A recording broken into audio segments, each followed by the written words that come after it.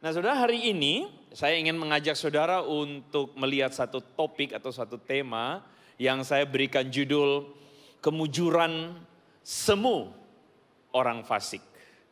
Kemujuran semu orang fasik. Ada yang tahu makna semu? Apa artinya semu? Semu apa?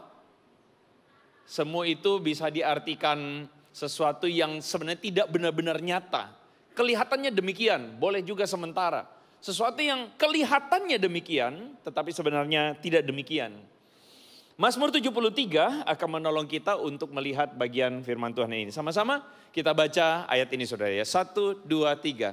Sesungguhnya Allah itu baik bagi mereka yang tulus hatinya, bagi mereka yang bersih hatinya. Tetapi aku sedikit lagi maka kakiku terpeleset. Nyaris aku tergelincir sebab aku cemburu kepada pembual-pembual kalau aku melihat kemujuran orang-orang fasik.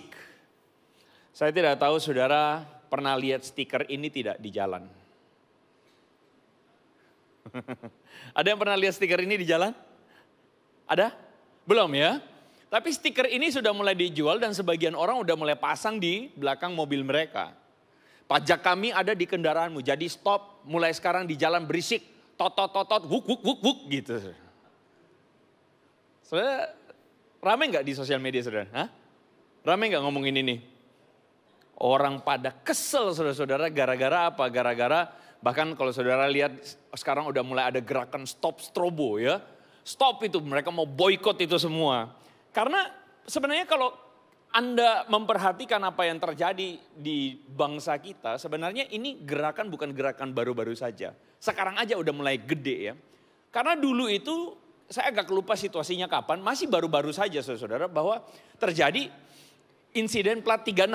Kalau saudara masih ingat bahwa waktu itu ada seorang forrider yang memarahi supir taksi. Gara-gara mobil taksi tersebut dianggap menghalangi rombongan atau rombongan yang sedang dia kawal saudara.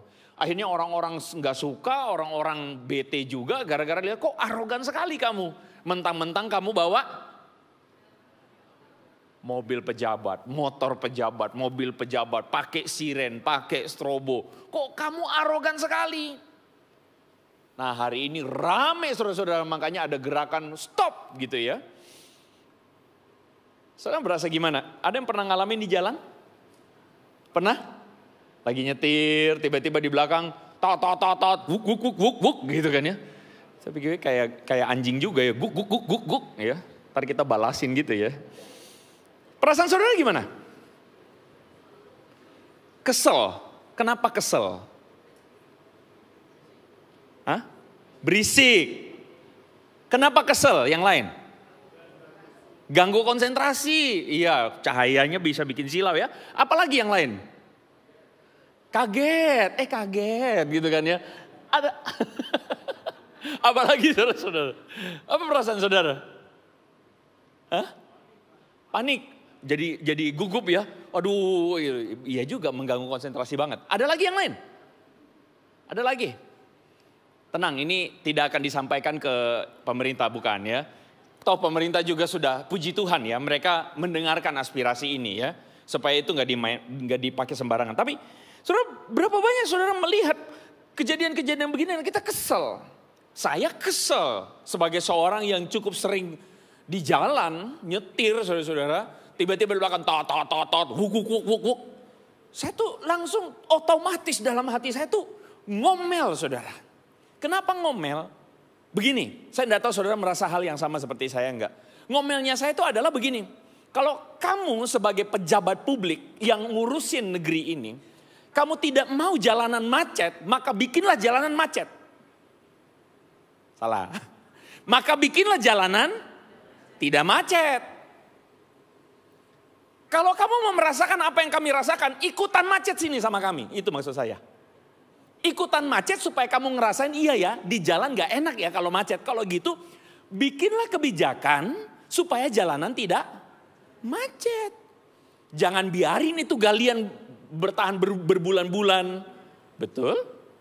Galian berbulan-bulan lamanya, jalanan bolong gak jelas. Lalu kemudian gak diatur, orang serabot-serobot. hadirlah di tengah-tengah kami, rasakan penderitaan rakyat, baru kamu bisa mengerti menjadi pejabat yang bisa lakukan apa yang benar.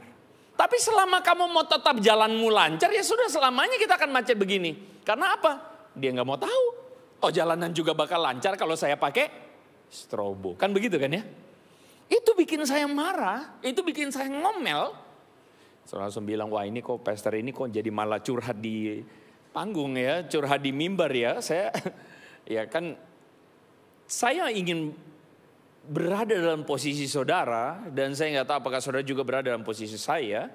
Ketika saya pikir wajar dan manusiawi sekali ketika kita tuh tidak suka karena kita merasa bahwa kok kayaknya tidak adil hidup ini, betul nggak? Bahwa di jalan karena mentang-mentang kamu pejabat atau mentang-mentang kamu itu punya kuasa, kamu bisa pakai tutut-tutut wok itu, terus kamu seenaknya begitu. Kita merasa tidak adil, iya enggak? Kita merasa hidup ini menjadi sesuatu yang tidak adil. Kita marah, kita tidak terima karena seharusnya kamu merasakan apa yang kami rasa, atau setidaknya saya juga bisa merasakan kalau kamu bisa happy, saya juga ikutan gitu. Ya, kita merasakan bahwa dalam dunia ini saudara banyak hal yang memang tidak adil. Dimulai dari hal-hal yang paling sederhana saudara, bahwa di dalam pekerjaan kantor mungkin kalau Anda bekerja di kantoran, Anda merasakan bahwa ada teman yang kerjanya nggak becus sebenarnya, tapi dia pintar jilat pemimpin Anda, iya nggak? Oh, ada beberapa udah mulai senyum-senyum nih ya. Iya tuh, itu gue banget itu kan misalnya ya. Waduh, dia baru masuk tapi karena dia pintar ngomong sama atasan, cepet banget Pak naiknya. Padahal ujung-ujungnya saya juga yang kerja. Nah gitu, kita merasa tidak adil. Kita merasa, Tuhan, ngapain gue kerja kalau gitu? Rajin-rajin, ngapain saya setia? Toh juga sama aja. Akhirnya kita merasa ketidakadilan itu. Saudara mungkin juga merasa, sebagai mungkin ibu-ibu jual donat mungkin ya. Ada yang saudara mungkin kerjanya bikin donat atau bikin PO gitu. Ternyata tetangga depan rumah, saudara tahu betul. Dia beli bahan asal-asalan, dia masaknya asal-asalan, bikin kuenya asal-asalan. Tapi kok dia lebih rame ya daripada saya ya? Saya nggak tahu saudara merasakan perasaan-perasaan itu tidak?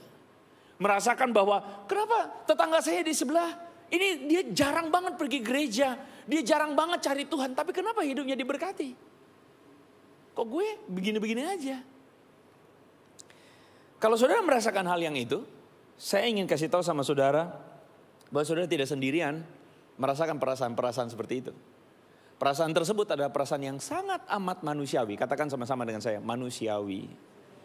Manusiawi kalau saudara merasa bahwa dunia ini tidak adil. Manusiawi kalau saudara merasa bahwa saya sudah bersusah payah jaga hidup saya dengan benar, bersusah payah untuk jadi anak Tuhan yang baik, bersusah payah tapi kenapa hidup saya kayak begini. Itu manusiawi sekali. Kenapa saya bilang manusiawi? Karena bahkan sang penulis Mazmur 73 pun merasakan hal yang sama. Dia memulai perkataannya dengan sesungguhnya Allah itu baik bagi mereka yang tulus hatinya, bagi mereka yang bersih hatinya. Kita semua iyain banget, ya enggak? Tetapi dia bilang begini, sedikit lagi maka kakiku tergelincir, terpeleset. Sebab aku cemburu. Suami-suami tolong jangan langsung toel istrinya. Bukan cemburu itu maksudnya. Cemburu ini maksudnya apa? Aku cemburu karena aku melihat kemujuran orang-orang fasik. Saudara-saudara, kenapa aku bisa cemburu? Wajar. Hari ini saudara-saudara kita dipertontonkan dengan berbagai macam apa yang dunia katakan sama kita tentang apa itu kebahagiaan. Iya enggak? Dunia kasih tahu sama kita bahwa kamu akan bahagia kalau kamu misalnya punya mobil baru. Kamu bahagia kalau kamu punya jam tangan Rolex. Jam tangan berapa? 11 miliar ya? Ya, Richard Mille ya. Kamu bahagia kalau kamu punya boneka Labubu, ya kan? Kamu bahagia kalau kamu punya ini, kamu bisa perawatan skincare, glowing dan sebagainya, iya enggak? Lalu kemudian kita lihat di sosmed kita dan kita bilang, ih bahagia ya. Kita merasa bahwa hidup kita kurang lengkap. Kita berasa hidup kita ada yang kurang. Kenapa? Karena kita lihat itu tiap hari, iya enggak? Dan tanpa sadar saudara-saudara, kita menaruh sebuah kebenaran dalam hati kita. Kita mengaminkan apa yang dunia katakan bahwa something missing from my life. Hari ini saudara bisa lihat bahwa ada banyak orang yang kelihatan bahagia, sebenarnya mereka tidak bahagia. Karena mereka berlomba-lomba dalam sebuah perlombaan yang tidak ada henti-hentinya. Tentang menunjukkan bahwa saya ini mujur, sukses, berhasil, bahagia. Saya ulang. Hari ini hidup saudara tidak akan pernah rest, tidak akan pernah tenang. Karena saudara berada dalam sebuah perlombaan semu. Yang saudara lihat setiap hari di sosial media itu. Dan Asaf mengakui bahwa aku cemburu. Kenapa aku cemburu? Bukan hanya sekadar melihat orang lain mujur. Tapi dia kemudian mengatakan begini dalam perkataannya. Kesakitan tidak ada pada mereka. Sehat dan gemuk tubuh mereka. Mereka tidak mengalami kesusahan manusia. Mereka tidak kena tulah seperti orang lain. Mereka buka mulut melawan langit. Bahkan mereka mengatakan, bagaimana Allah tahu hal itu? Adakah pengetahuan pada Allah yang maha tinggi? Berapa banyak dari saudara pernah ketemu orang mengatakan begini, gak usah Tuhan-Tuhanan. Hari Minggu saudara-saudara, yang penting apa? Happy, main golf, betul? Saudara nggak main golf ya? Padel main? Enggak Pak, saya mainnya gaple. Ya udah. Apapun yang saudara main, saudara lihat gak bahwa ada orang-orang mengatakan, oh nggak usah, ngapain? Akhirnya apa? Asaf sampai pada ayat 13. Ayat 13 Asaf bilang apa? Sama-sama kita baca 1, 2, 3. Sia-sia sama sekali aku mempertahankan hati yang bersih dan membasuh tanganku. Tanda sia-sia kata Asaf. Aku pertahankan hati yang bersih. Kalau saudara perhatikan membasuh tanganku, tanda tidak bersalah itu berhubungan dengan ritual keagamaan. Jadi maksudnya Asaf bilang sia-sia juga aku jadi seorang yang rajin ibadah. Sia-sia juga aku menjadi orang yang cuman melihat. Kenapa? Karena banyak orang lebih bahagia. Tidak butuh Tuhan banget mereka udah bahagia. Mereka bisa mujur, mereka bisa kenyang, mereka gemuk. Itu kata Asaf. Daripada saudara depresi berkepanjangan, kita lemesin dulu dikit ya saudara ya. Coba senggol dulu kiri kanan, lemesin dulu bro, gak usah depresi gitu ya. Kita lemesin pakai satu novel karya William Golding, seorang novelis dari Inggris. Dia merilis satu novel, buat saudara yang suka novel, ini novel cukup boleh saudara baca. Tahun 1954 judulnya adalah Lord of the Flies. Udah diterjemahkan dalam bahasa Indonesia. Saudara, apa yang dikatakan oleh Golding di dalam ide cerita novel ini? Novel ini menceritakan ada sebuah pesawat yang kecelakaan. Pesawat itu kecelakaan, pesawat itu bawa anak-anak. Dan anak-anak itu selamat. Pesawat itu mendarat di sebuah pulau tidak berpenghuni. Dan pulau itu kemudian isinya berarti cuma anak-anak itu doang yang selamat. Nah anak-anak itu mereka berusaha bertahan hidup dan mereka akhirnya mulai menciptakan struktur. Yaudah kamu yang jagain, contoh saudara ya, kamu yang masak. Yaudah kamu yang jaga-jaga malam, kamu yang cari kayu bakar. Contohnya begitu. Akhirnya mereka sepakat, mereka atur semua saudara-saudara. Dan akhirnya mereka mulai satu kehidupan baru sambil bertahan hidup di pulau yang kosong itu. Tapi kemudian saudara-saudara mulai ada orang di antara anak-anak itu yang mulai merasa begini. Toh semuanya udah dikerjain teman-teman juga, akhirnya dia males-malesan. Ketika dia mulai males-malesan, apa yang terjadi saudara? Apa yang terjadi? Yang lain yang lihat, kok kamu males-malesan sih? Ikutan males-malesan gak? Ikutan gak? Ternyata ada yang ikutan. Lama-lama yang tadinya sama-sama kerja, sama-sama rajin, akhirnya mulai jadi dua kubu. Kubu pertama yang berusaha untuk tetap jaga ini running discourse ya. Tapi kubu yang lain adalah kubu yang, alah udahlah ngapain, kita juga udah happy dan sebagainya. William Golding mau kasih tahu sama kita, dari mana sih muncul ketidakadilan? Dari mana muncul ketidakadilan? Sebenarnya permasalahan kita tuh bukan merasa tidak adil.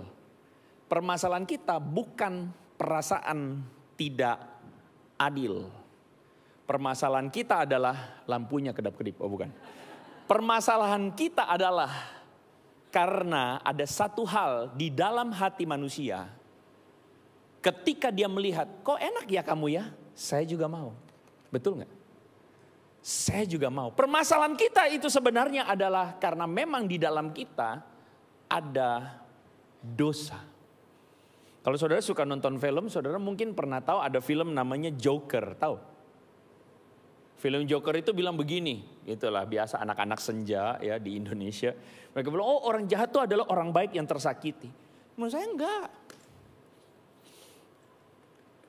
Kalau saudara lihat Alkitab mengatakan bahwa tidak ada satupun yang benar-benar baik. Orang baik ada, tapi apakah hatinya betul-betul baik? Tidak. Kita adalah manusia yang hati kita terdalam itu adalah hati kita tuh pengen bahwa saya yang diutamakan. Kita membenarkan perbuatan jahat karena kita merasa saya tersakiti, karena itu saya berhak balas. Jadi yang diutamakan apa? Perasaan saya. Yang diutamakan apa? Saya.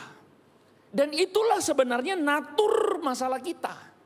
Masalah kita mungkin adalah bukan karena ada, katakanlah orang semena-mena. Masalah kita adalah bukan karena orang itu kok mujur kaya sedangkan saya tidak. Bukan itu masalah kita. Masalah kita adalah karena hati kita cuman mau peduli sama diri kita sendiri. Dan itulah sumber di mana ketidakpuasan, cemburu, marah. Karena kita pun ingin diistimewakan. Kita pun ingin mendapatkan apa yang kita pikir orang lain dapatkan, saya pun mau. Ada satu realitas yang sering luput di dalam diri kita, dalam pengamatan kita. Apa itu? Asaf ngakuin, sampai ketika aku masuk ke tempat kudus Allah dan memperhatikan kesudahan mereka. Kita lupa bahwa sebenarnya masalah kita tuh adalah bukan karena orang lain gemuk. Kan tadi itu kan ada ayatnya kan? Mereka gemuk. Tentu gemuk ini kan bukan soal apa, tapi oke, begini deh. Menurut saudara orang mati karena kelaparan atau kegendutan? Hah? Dua-duanya. Tapi seringkali kita berpikir orang mati karena padahal berapa banyak yang kegendutan itu malah darah tinggi, kolesterol dan sebagainya, betul gak? Saudara gak usah menghakimi orang samping kiri kananmu ya. Gak usah, hakimilah dirimu sendiri dengan samcan itu ya. Bukan. Maksud saya adalah realita hidup itu seringkali kita cuma berpikirnya hitam dan putih. Kita berpikir bahwa kalau saya gemuk, saya beruntung. Kalau saya kurus dan kelaparan berarti saya belum tentu. Karena menurut saya bukan soal gemuk atau kurus. Tetapi masalahnya adalah kita sering tidak mampu melihat bahwa orang-orang itu masing-masing itu masalah. Yang tidak dapat makan pun bisa masalah, yang kegendutan pun banyak masalahnya. Dan pengamatan ini seringkali luput dari pengamatan kita. Kita berpikir di dalam kelancaran semuanya baik, betul nggak? Saya lebih suka jalan lancar atau jalan macet? Nah, saya pun ingin jalannya lancar. Saya jujur, saya adalah orang yang tidak suka ketika jalanan lihat tuh macet, saya tuh udah gak seneng. Tapi kita mesti menerima kenyataan bahwa di dalam kelancaran potensi kecelakaan lebih besar atau lebih kecil? Lebih besar. Betul? Orang kecelakaan parah sampai merenggut nyawa, itu terjadinya pada jalanan lancar atau jalanan macet? Lancar. Jadi apakah lancar itu membuat hidupmu lebih baik? Tidak. Jadi masalahnya adalah bukan soal lancar atau bukan soal macet. Tapi masalahnya ada di hati. Hatimu belum tentu siap. Dan belum tentu benar. Belum tentu bisa mempertanggungjawabkan kelancaran hidupmu. Malah kadang-kadang hidup macet lebih baik. Artinya kita lebih waspada dan hati-hati. Coba tunjukin ayatnya. Multimedia. No, bukan ini dulu. Ya nanti dulu ya. Ayo kita baca yang kuning itu. 1, 2, 3. Sesungguhnya di tempat-tempat licin kau taruh mereka. Kau jatuhkan mereka sehingga hancur. Jadi saudara-saudara, inilah realita hidup. Mampukah saudara melihatnya? Bahwa ternyata jalan yang licin tidak ada kasar-kasarnya, tidak ada halangannya. Ternyata bisa membuat orang tergelincir. Sekarang kalau saudara gemdut, maaf ya kalau misalnya ada yang agak sedikit kelebihan gitu ya. Kalau saudara berat badanmu berlebihan, kalau saudara jatuh dibandingkan dengan orang yang kurang berat badan, mana yang lebih bahaya? Jadi saudara pilih yang mana? Karena kita pengen, wah saya mau hidup saya tinggi Pak, tinggi, jabatan tinggi. Sekarang saya kasih tahu, orang yang naik tinggi ke lantai 5 dengan orang yang jatuh dari lantai 1, mana yang lebih bahaya? Lantai 5. Tapi doa kita biasanya apa? Kita pengen lantai sampai ke 10 kalau bisa, betul nggak? Kita lupa berdoa satu hal yang paling penting. Hati kita, Tuhan tolong. Karena sebenarnya saya sangat meyakini masalah kita bukan soal karena kita tidak punya uang. Masalah kita adalah karena hati kita tidak siap. Ada orang tertentu yang dikasih berkat kekhususan. Dia mungkin lahir dari keluarga yang cukup berada. Puji Tuhan, silakan, it's okay. Tapi saya kasih tahu, orang yang lahir dari keluarga berkecukupan belum tentu lebih bahagia daripada orang yang tidak berkecukupan. Saya tadi ada ngobrol-ngobrol. Saya bilang orang yang dikasih mobil belum tentu lebih bahagia daripada orang yang naik motor. Setuju gak? Pastor, omong kosong. Kalau hujan, yang naik motor menderita. Yang naik mobil bahagia. Kalau hujan. Kalau macet, naik motor atau naik mobil bahagia? Naik motor. Bayar pajak, naik mobil atau naik motor bahagia? Naik motor. Betul? Kadang kita doanya minta apa? Mobil, kalau bisa traktor sekalian kan? Iya kan? Jadi sebenarnya begini loh saudara. Hidup ini ada sesuatu yang semu, paham ya? Kenapa saya tadi bilang semu ya? Ada sesuatu yang semu yang saudara tidak sadari bahwa kadang tuh kita menyusahkan di hari-hari hidup kita dengan terus, aduh ngomel. Aduh Tuhan kenapa begini, ketemu teman itu ya, tahu nggak teman SMA saya itu tuh dulu paling waktu SMA pambodo itu satu itu. Dia tanya-tanya saya terus, nyontek sama saya terus. Sekarang lihat dia dapat anak konglomerat. Emang hidup ini tidak adil. Saudara habiskan hari-hari hidup saudara daripada bersyukur, tapi saudara habiskan dengan ngomel. Karena kita selalu melihat perspektif-perspektif ketidakpuasan kita. Nah itu yang tadi saya bilang, masalah kita ada di mana? Hati kita. Masalah kita adalah bukan karena kita lagi naik motor dan kita sampai sekarang tidak bisa beli mobil. Masalah kita adalah bukan karena sampai sekarang gaji saya begini kok kenapa tidak seperti teman saya akhirnya bisa healing sampai di Honolulu. Bukan itu masalah kita. Masalah kita adalah karena kita tidak lihat apa yang paling penting yang harusnya diberesin dalam diri. Baru kita masuk ke joget-joget yang tadi itu. Ayo masuk joget-joget. Nah ini. Orang-orang ini masalahnya di mana? Hati, setuju gak? Hati mereka tidak peka. Mereka kebiasaan duduk di ruang ber-AC. Betul? Dengan fasilitas yang nyaman. Sampai mereka lupa kepekaan melihat ada banyak rakyat yang menderita. Lalu mereka joget-joget karena gaji mereka naik. Saudara lihat gak? Masalah apa? Hati. Masalah mereka adalah mereka orang-orang yang kehilangan kepekaan. Ketika ada masukan bukannya rendah hati. Mereka katakan rakyat itu T-O-L-O-L. Akhirnya apa? Labubunya digondol orang. Sekarang bikin cerita katanya sembunyi di WC. Mukanya ditutupin lumpur. Saudara dengar cerita itu? Percaya gak? No comment ya. Saya bukan mau ngomong apa. Tapi kita jadikan ini pelajaran. Kita berpikir bahagia jadi mereka. Setuju? Padahal kalau kita jadi mereka belum tentu. Dan saudara tahu gak orang-orang ini adalah orang-orang yang dulu berteriak kepada penguasa di atasnya. Kamu korupsi, kamu begini. Betul? Dan ternyata setelah mereka naik ke atas mereka melakukan hal yang sama. Masalah kita adalah bukan karena kita tidak punya fasilitas. Masalah kita adalah bukan karena kita gak punya uang. Masalah kita adalah bukan karena kita gak punya jabatan. Masalah kita adalah karena hati kita masalah. Ini viral lagi nih. Hugel, tahu Hugel? Manado, mana? Kawanua. Hugel, hubungan gelap. Orang tanya apa itu Hugel? Bawa Hugel rampok uang negara. Cilaka. Coba saudara berandai-andai. Kalau orang-orang ini tidak kaya. Kalau orang-orang ini tidak punya jabatan. Kalau orang-orang ini tidak punya pengawal. Dan kalau orang-orang ini yang tadi semua itu yang kita lihat tuh. Tidak punya kuasa. Saya tanya. Bakal melakukan hal bodoh-bodoh gak? Tidak. Bukan orang siapa-siapa, gak banyak tingkah kan? Justru kita banyak punya, akhirnya banyak tingkah. Banyak keinginan, banyak masalahnya. Kebanyakan nonton film Doraemon, makanya dulu kan. Aku ingin begini, aku ingin begitu. Akhirnya apa? Penderitaan kita banyak, gara-gara kita banyak maunya.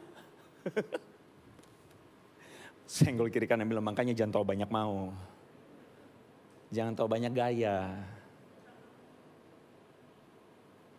Amin. Apa yang salah?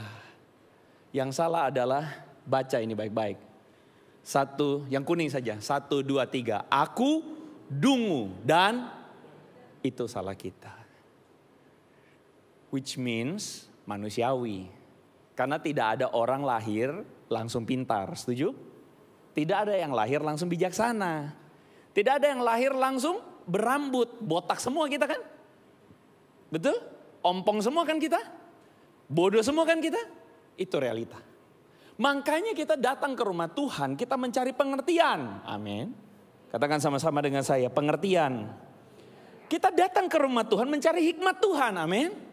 Makanya firman Tuhan mengatakan, aku tetap di dekat kamu supaya apa? Supaya aku mengerti.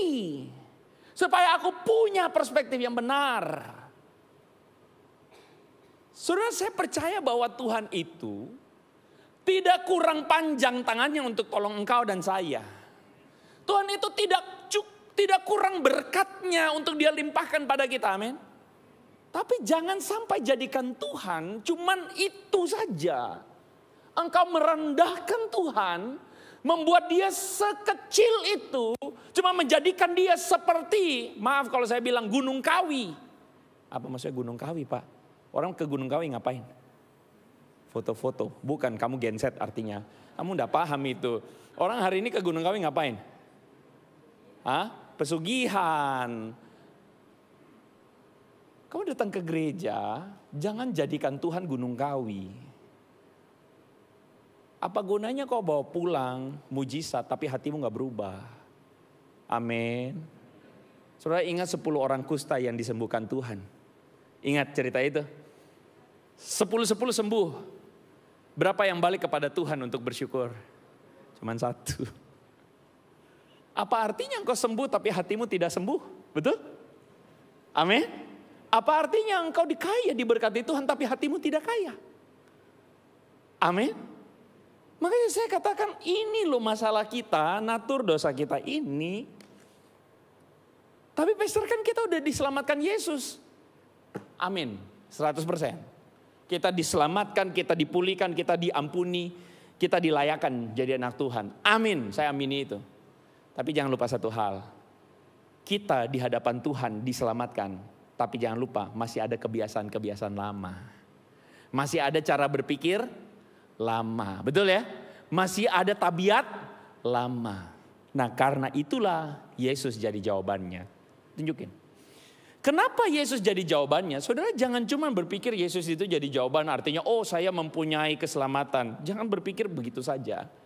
Yesus jadi jawaban itu artinya apa? Artinya saya itu melalui Yesus Kristus. Melalui ajarannya, melalui kebenarannya hati saya dipulihkan.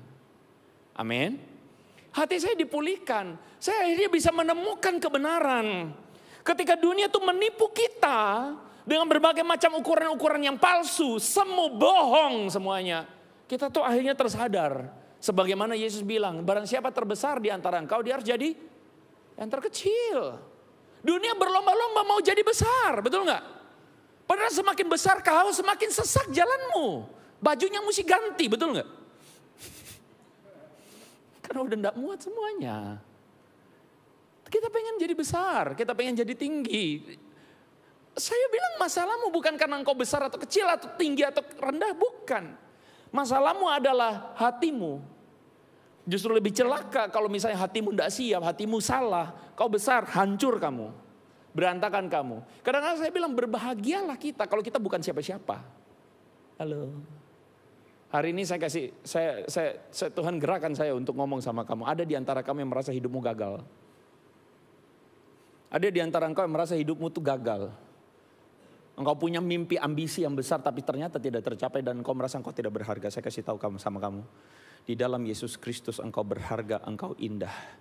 Dan dia ciptakan engkau dengan tujuan yang mulia. Kadang kita pikir, oh saya mesti jadi begini dulu baru saya mulia. Salah, itu dunia yang ngajarin. Engkau tidak perlu buktikan dirimu karena Tuhan mengasihi engkau. Jadilah biasa-biasa saja tapi berharga di mata Tuhan. Tepuk tangan untuk Tuhan. Jadilah biasa-biasa saja. Tapi pastor kan kita mau dijadikan kepala bukan ekor. Jangan salah, jangan belok-belok firman Tuhan ikut kau punya mau. Jangan pakai firman Tuhan untuk ikut kau punya kedagingan. Saya percaya bahwa Tuhan mau jadikan kita kepala. Kepala untuk apa? Jadi berkat. Itu baru benar. Jangan cuma mau jadi kepala. Monyet waktu naik pantatnya kelihatan, saya kasih tahu. Ada yang bilang sama saya, Andre kau ingat baik-baik. Monyet makin tinggi dia naik, pantatnya kelihatan dari bawah. Apa maksudnya? Kita tuh pengen ke atas, ke tinggi. Lupa pantatmu kelihatan. Jadi lebih baik gak usah tinggi-tinggi amat, pantatmu gak usah kelihatan, betul gak? Ini kok jadi ngomong pantat ini, maafkan ya. Sudah paham maksud saya ya? Berbahagialah engkau. Ketika engkau menjadi orang yang mungkin gak terlalu gimana-gimana aja. Tapi orang-orang sekelilingmu bisa mengakui kehadiran dia itu jadi berkat buat saya. Oh hidupmu indah. Engkau tidak ada dalam perlombaan-perlombaan semu yang dunia berikan. Oh kamu mesti jadi terbesar, kamu mesti begini. Capek tahu. Pada akhirnya apa? Gak ada gunanya. Berlomba-lomba. Wah itu temen itu dia bawa Gucci. Minggu depan gue mesti bawa Louis Vuitton. Bodoh. Tahu gak? Kita ada dalam perlombaan-perlombaan bodoh. Akhirnya apa? Kita bikin susah diri sendiri. Karena anda bisa beli Louis Vuitton, pinjol. Capek kan? Ngapain? Tuhan itu menjanjikan hidup penuh damai sejahtera, bukan hidup penuh rongrongan. Betul gak? Tuhan janjikan. Makanya kan Alkitab mengatakan asalkan ada makanan, asalkan ada pakaian cukup. Berbahagialah engkau kalau engkau bisa bersyukur dan merasa cukup. Makanya Yesus mengatakan berikanlah kami hari ini makanan kami yang itu penting. Jadi pastor berarti gak boleh berkelebihan. Salah sekali lagi. Kalau ininya benar, saya tuh sangat yakin Tuhan tuh kasih setiap orang pada porsinya. Dan terlalu mudah bagi dia untuk kasih yang lebih. Tapi bagaimana dia mau kasih lebih kalau hatinya gak benar? Amin. Iya. Makanya Yesus ngajarin sama kita berbahagialah kalau kita tuh tersadar akan kebenaran. Makanya Yesus itu jalan jangan pikir jalan keselamatan tuh kau percaya Yesus kau masuk surga. Bukan itu artinya. Jalan keselamatan tuh artinya di dalam hidupmu. Ketika kau menghidupi apa yang Yesus ajarkan, engkau mendapatkan keselamatan di tengah dunia yang membinasakan kamu. Di tengah dunia yang membinasakan kita dengan berbagai macam kebenaran, kepalsuan, kebohongan itu. Kalau kau menemukan Yesus di sana, kau menemukan ajarannya, hidupmu jauh lebih indah. Berikan kemuliaan bagi nama Tuhan. Saya minta pemain musik maju ke depan. Pada akhirnya saudara-saudara, saya tidak tahu. Umur saya sekarang sudah hampir kepala 4. Saya tuh berada dalam fase hidup di mana saya tuh tidak pernah nyadar bahwa saya tuh ternyata sudah layak dipanggil om-om. Selama sekian puluh tahun dalam hidup saya berakting as kayak saya tuh umur 20. Bukan karena apa, saya juga mungkin lupa diri kali ya. Saya merasa bahwa kalau saudara... Kalau tahu saya orang punya mimpi besar. Wah pengen ini, pengen itu, pengen ini. Iya bener, kebanyakan nonton film Doraemon ya. Masa kecil saya lebih suka nonton Doraemon daripada sekolah minggu, betul ya. Tapi itu akhirnya membuat saya tuh berpikir, wah dunia tuh begini, wah saya mesti buktiin diri dan sebagainya. Tapi akhirnya saya makin sadar, makin saya mengenal Yesus. Mengenal kebenaran saya makin sadar. Apa itu nilai hidup saya? Apakah saya mesti buktiin? Misal sebagai seorang suami, papa yang sukses. Apakah saya mesti buktiin dengan saya beli Rolls Royce misalnya?